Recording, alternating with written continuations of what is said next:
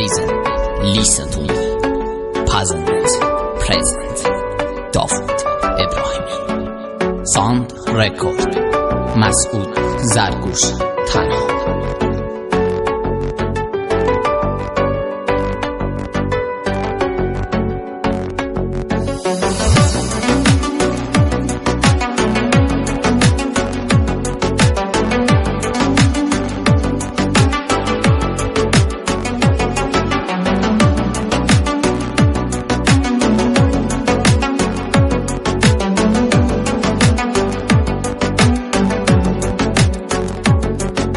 چند روز رفتی پر اشکم، کاشکی بدونی که شکستم بعد تو دنیام دیگه زندونه.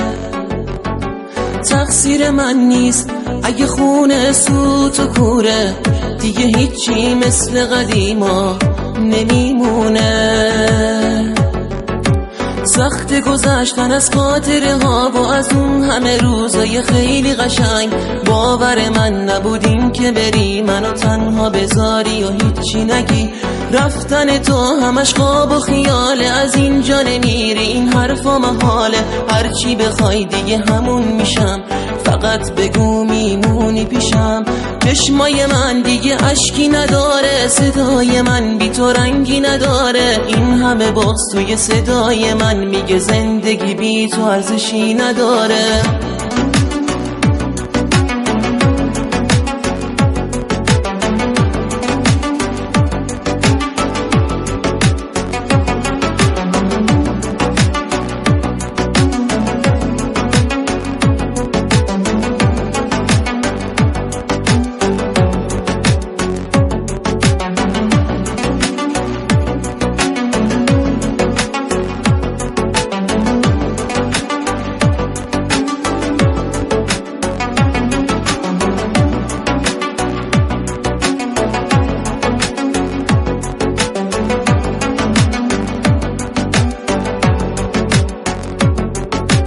بس میدونم یه دروغه، پاشو که قلبم نمیکوبه. دوری تو وجودم رو میسوزونه.